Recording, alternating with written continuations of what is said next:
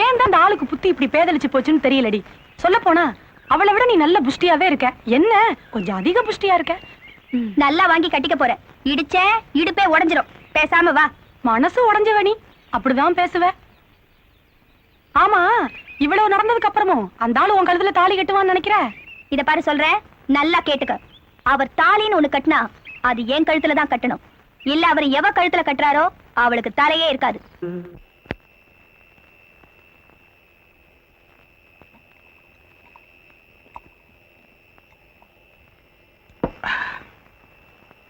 அவன் இந்த அளவுக்கு உங்களை அவமானப்படுத்திருக்கான். எங்களுக்கு முதல்லயே தெரியாம போச்சு. இப்போ ஒண்ணு கெட்டு போகிற. ஒரு வார்த்தை சொல்லுங்க முதலாளி, அவன் இந்த ஊரை விட்டே விரட்டிடுறேன்.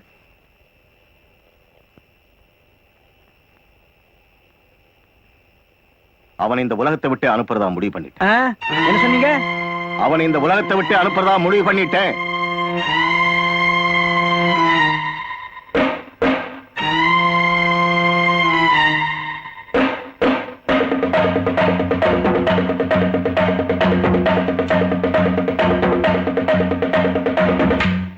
எதுக்கு முதலாளி அவனை கொல்லணும்? எரியறத புடுங்கினா கொதிக்கிறது தானா அடங்குது. அவன் நம்ம கிட்ட இந்த அளவுக்கு திமிரா நடந்துக்கிறான்னா அதுக்கு காரணமே பணம் தான். அந்த பணம் அவன்கிட்ட வந்ததுக்கு காரணம் அந்த பொண்ணு. அதனாலதான் சொல்றேன், முதல்ல அந்த பொண்ணை கொன்னுடுவோம். ஆமா முதலாளி, அதுக்கு நம்ம செவிடன் ஒரு அருமையான ஐடியா வச்சிருக்கான். டாய் சொல்றான். அது வந்துங்க, மெதுவா சொல்றான். இந்த பொண்ணுக்கு மயக்க மருந்து கொடுத்து ஒரு கோழி முட்டையில கட்டி நான் வேட்டு வைக்கிறேனே அந்த பார்ல கொண்டு போய் வச்சிருவேன். நான் ஏற்கனவே அந்த பாறை முழுக்க வேட்டு வச்சுட்டேன். எப்படியும் அவன் மயக்கம் தெரிஞ்சு காலையில கீழே இறங்கி நடந்து வரும்போது ஏதாவது ஒரு வேட்டுல மாட்டிக்கிட்டு போய் சேர்ந்துருவான். போலீஸுக்கு தெரிஞ்சுங்கன்னா ஊரை சுத்தி பார்க்க வந்த பொண்ணு வேட்டுல மாட்டிக்கிட்டான்னு நம்பிடுவாங்க. பழி நம்ம வேலை வராது. எப்படிங்க? விடியறதுக்குள்ள யாராவது வந்துட்டா? விடியறதுக்குள்ள யாராவது வந்துட்டா நான் எதுக்கு இருக்கேன்? காக்கா குருவி வந்தா கூட வேட்டை வெடிச்சிட மாட்டேன். சொல்லாத, செய்.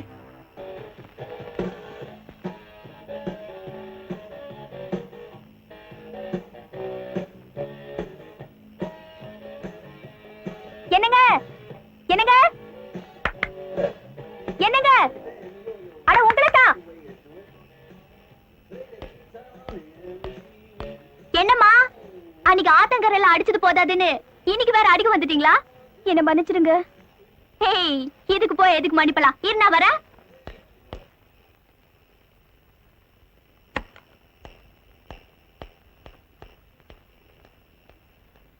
அப்புறம் என்ன விஷயம்? எங்க அப்பா அவர் ஆளை வச்சு கொல்லணும்னு திட்டம் போட்டுட்டு இருக்காருங்க. யாரு? வேணுவியா? இருக்காது, ஏதோ கோவத்துல அப்படி சொல்லிருப்பாரு. இல்லைங்க, எங்க அப்பா பத்தி எனக்கு நல்லா தெரியும். அவர் சொன்ன மாதிரியே செஞ்சிருவாரு. அப்படியே சொல்றேன். சரி, இதுக்கு மேலே பொறுமையா இருக்கிறது சரியில்லை. நீ இங்கே இரு, நான் போய் வேணுவை கூட்டிட்டு வந்துடுறேன். கையோட கையா ஒரு கோவிலுக்கு போய் உடனே உங்க கல்யாணத்தை முடிக்கிறோம். அதுக்கப்புறம் உங்க அப்பா என்ன செய்வாருன்னு நான் பாப்பேன். நீ தைரியமா இரு.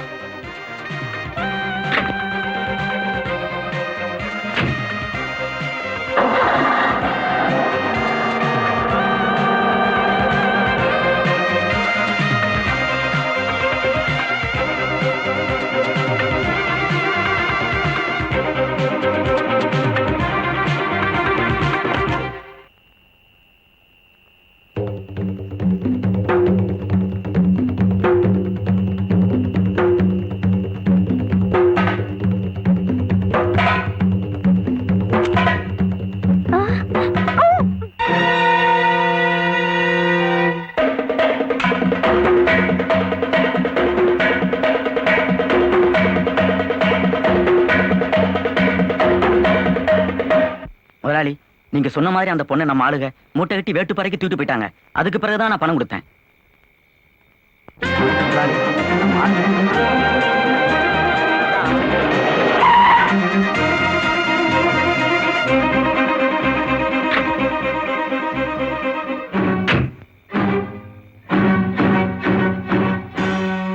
எங்க உங்க பொண்ணு?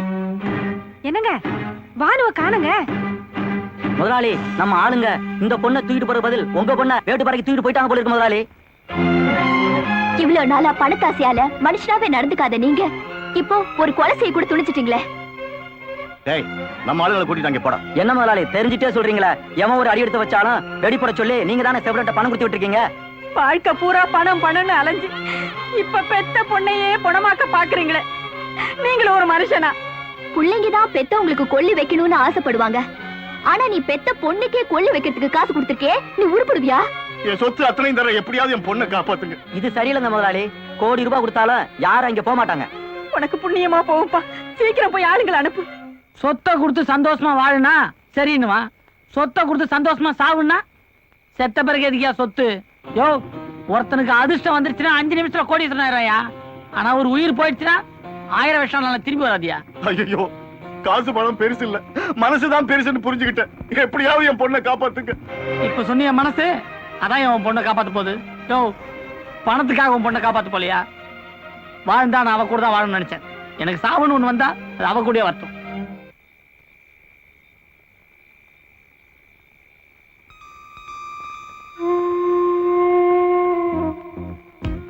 இவ எப்படியும் சாகத்தான் போற.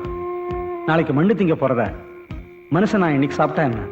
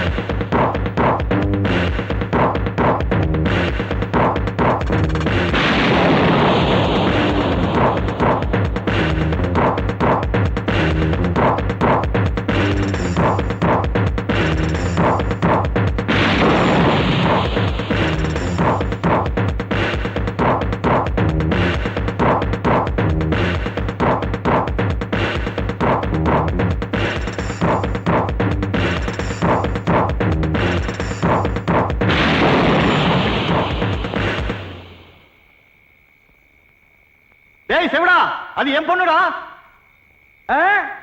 கவலையாப்படாதீங்க, நான் சேர்த்து கட்டிடுறேன், நீங்க போங்க.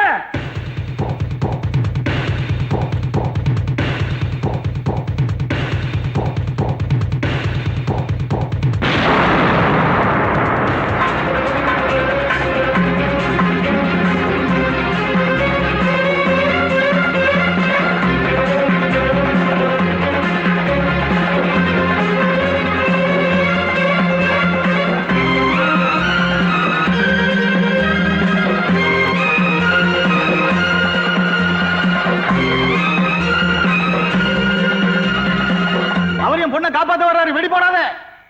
அதான் வெடி போட்டுட்டு இருக்கிறேன், நீங்க வந்தீங்க, ஓடிடுங்க ஓடிடுங்க. சொல்ல சொல்ல வெடி போறியாடா? மவனே, நானே வந்து உன்னை கொன்னுடுவேன். நீங்க கொல்ல வேணாம், நானே கொன்னுக்கிறேன். கொன்னுட்டு வந்து காலையில தகவல் சொல்றேன், நீங்க போங்க போங்க. ஐயோ, செவிடனை வேலைக்கு வச்சதால என் தலைக்கே ஓலை வச்சுட்டானே.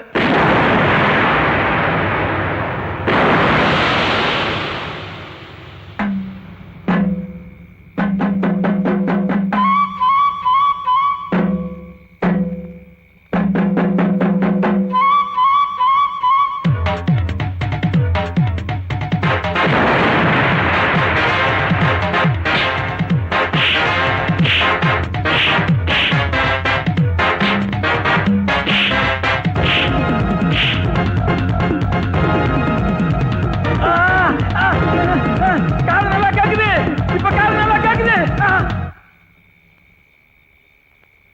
வாணே,